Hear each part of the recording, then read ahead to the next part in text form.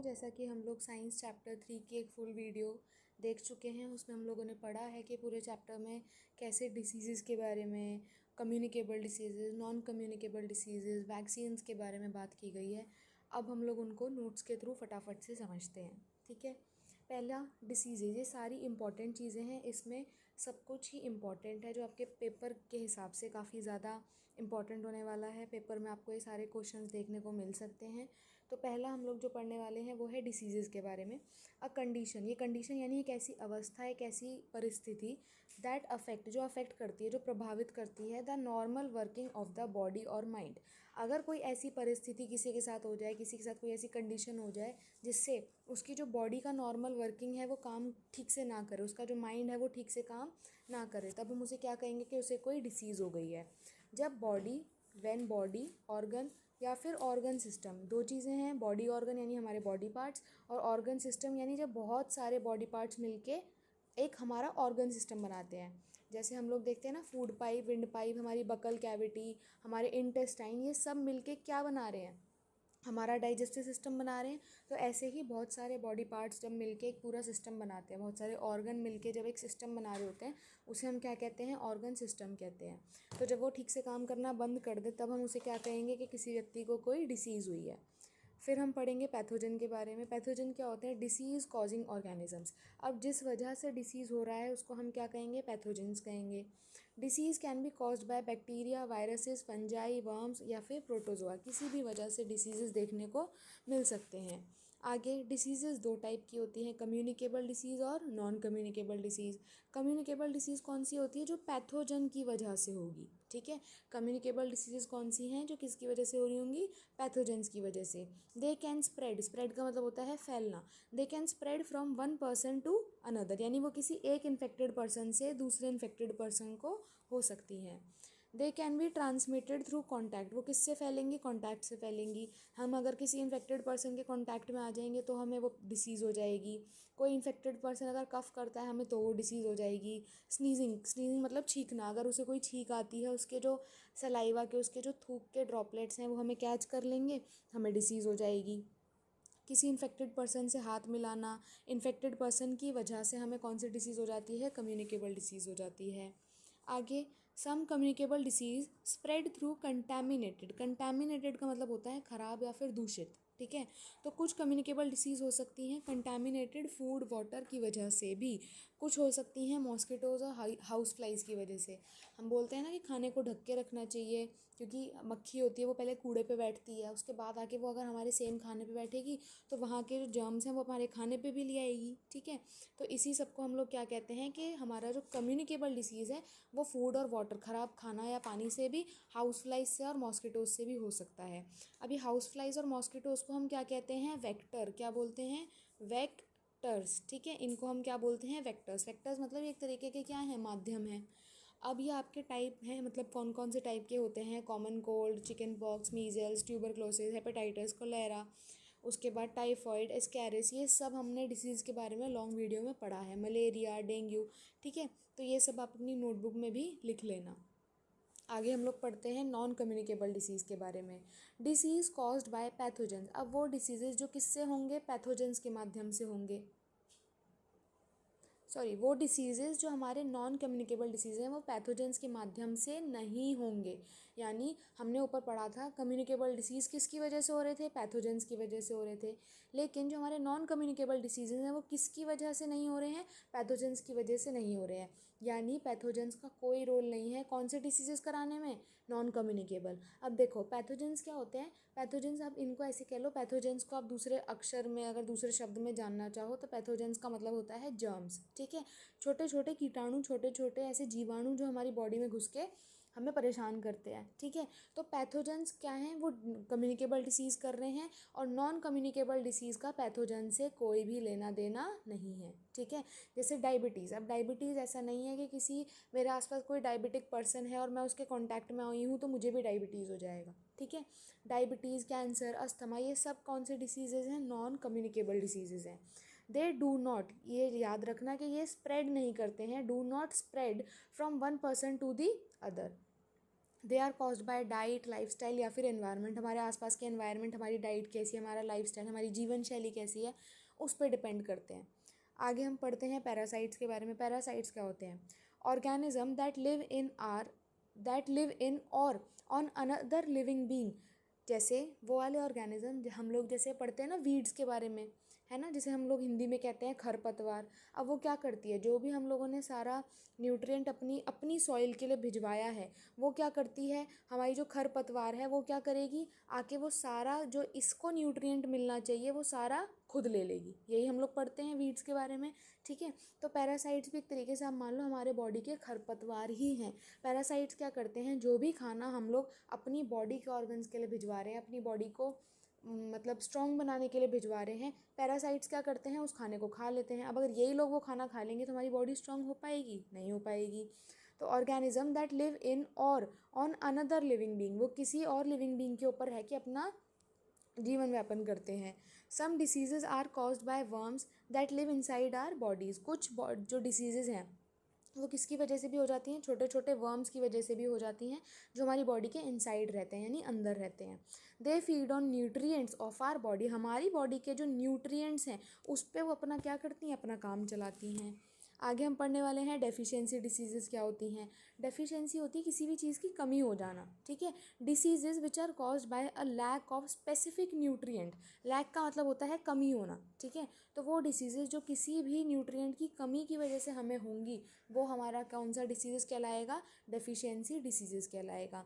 अब इसका मतलब क्या है, जैसे स्कर्वी, अनीमिया, गॉइटर, हम लोग पढ़ते हैं कि विटामिन सी की डेफिशिएंसी से क्या हो रहा है, विटामिन ए की डेफिशिएंसी से क्या हो रहा है। तो ये सारी बीमारियां वो होती हैं जब हम खाने में किसी एक तरीके के न्यूट्रिएंट को नहीं लेते हैं ना, तब हमें ये सारी दिक्कतें देखने को मिलती है।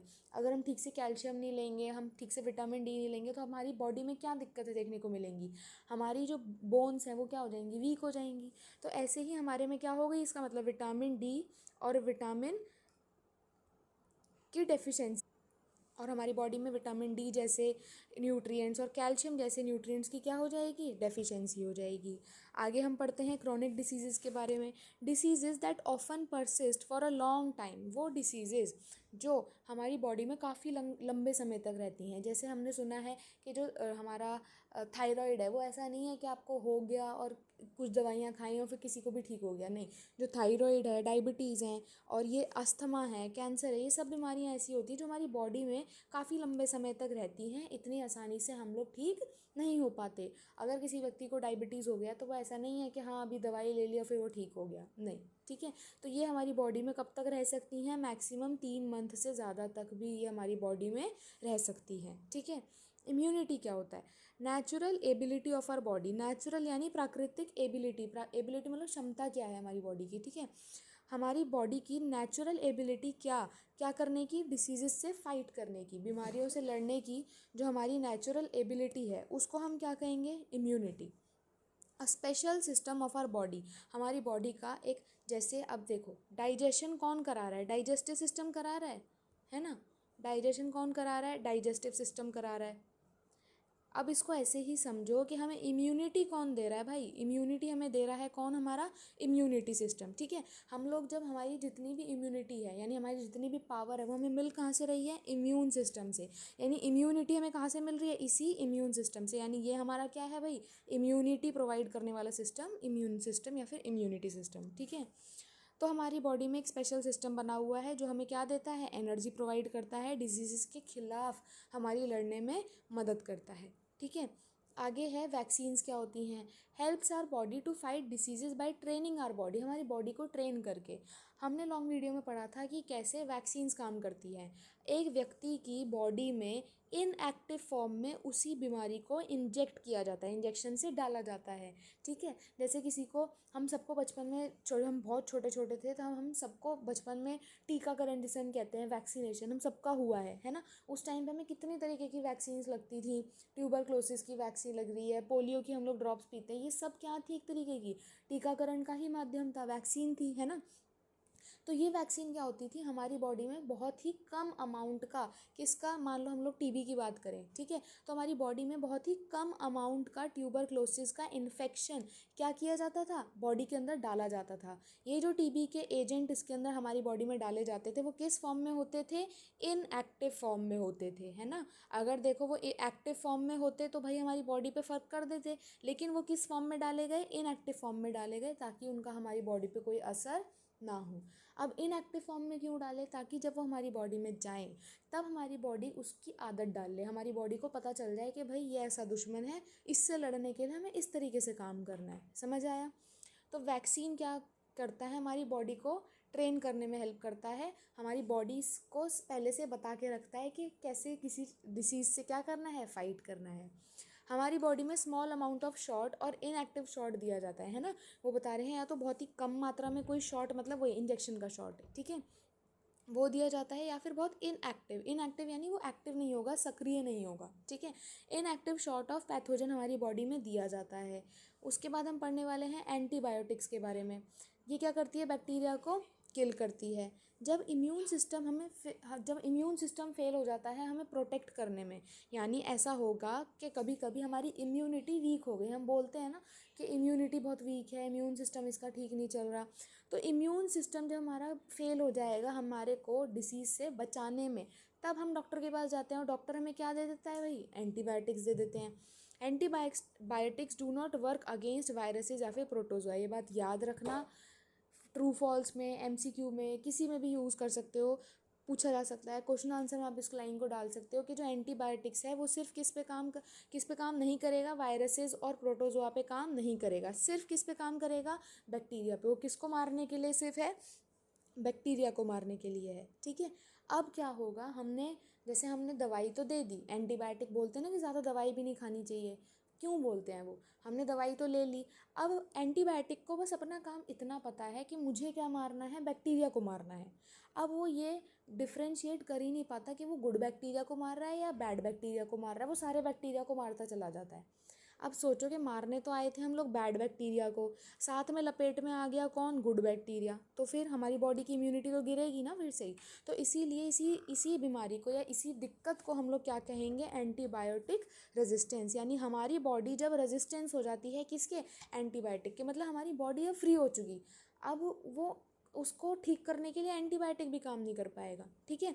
When bacteria that was killed by antibiotic, जब बैक्टीरिया जिसको मार दिया गया, किसने, एंटीबायोटिक द्वारा मार दिया गया, survive and start multiplying even after taking the antibiotic, यानी जब हमारी बॉडी में बैक्टीरिया इतना पावरफुल हो जाए कि उसको जब हमने एंटीबायोटिक दे भी दिया उसके बाद भी वो इतना पावरफुल हो गया कि वो मल्टीप्लाई, यानी एक के बाद एक वो अपने आप क्या बनाता जा रहा है, अपने आप को डबल करता जा रहा है, समझ रहे हो, वो क्या करता जा रहा है, डबल करता जा रहा है, अपने ग्रोथ करते जा रहा है, अपने आप को रिप्रोडक्शन करता जा रहा है।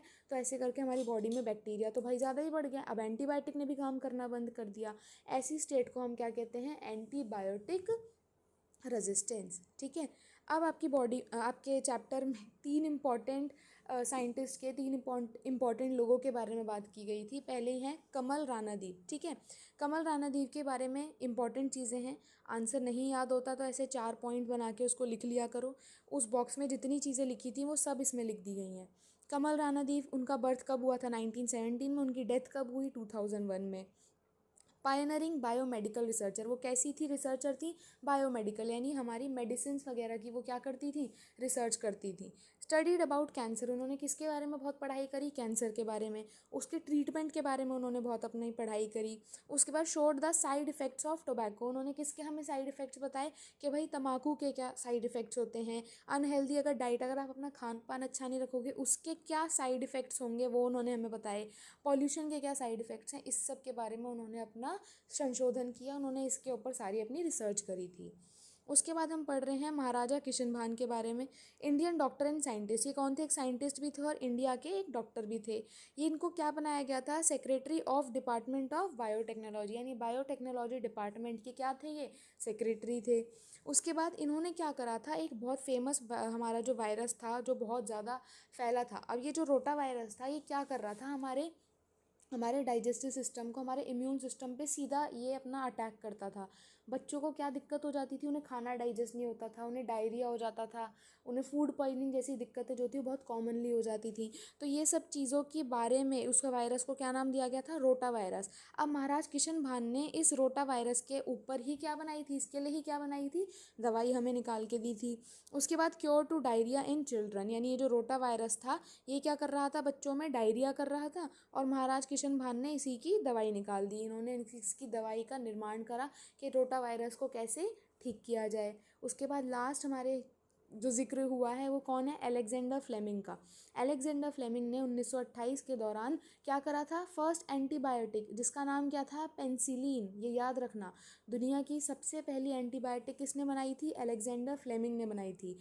उस पहली एंटीबायोटिक दवाई का नाम उन्होंने क्या रखा था, पेंसिलिन रखा था। ठीक है, ये कौन थे, लंदन के एक बैक्टीरियोलॉजिस्ट थे। अब बैक्टीरियोलॉजिस्ट कौन होता है, बैक्टीरियोलॉजिस्ट वही होता है, ये देखो बैक्टीरियोलॉजिस्ट। ठीक है, बैक्टीरियोलॉजिस्ट में ही क्या शब्द आ रहा है, बैक्टीरिया शब्द आ रहा है ना। तो यानी जिन्होंने बैक्टीरिया के बारे में पढ़ाई करी, उसके बारे में ये सारे अपना ज्ञान प्राप्त किया, उसको हम क्या कहेंगे, कौन है वो, बैक्टीरियोलॉजिस्ट। ठीक है, ये क्या थे, इन्होंने रियलाइज़ किया कि कैसे mould released a substance, mould ने क्या निकाला, रिलीज़ किया, निकाला एक ऐसा पदार्थ जिसने किसको मारने की मदद करी, बैक्टीरिया को मारने में। तो इन्हें समझ आ गया कि भाई बैक्टीरिया को मारने के लिए सिर्फ कौन काम आ सकता है, मोल्ड का काम आ सकता है। ठीक है, तो ऐसे करके उन्होंने क्या दवाई बनाई, पेंसिलिन की दवाई बनाई। तो ये थे आपके नोट्स, इसको अपनी नोटबुक में नोट कर लेना और ये वाली टेबल ज़रूर बना लेना। इससे आपको पता चल जाएगा कि डिसीज़ेज़ क्या हैं, कौन कौन से हैं, उसका क्या क्या सिम्टम है, कैसे वो इन्फेक्शन होगा, कौन सी जगह को इम्पैक्ट करेगा, उसका टाइप क्या है, कि वो वायरस है, बैक्टीरिया है, क्या चीज़ है। ठीक है, उसके सिम्टम्स क्या हैं, ये सब आपसे पेपर में पूछे जा सकते हैं। तो मिलते हैं अगली वीडियो में।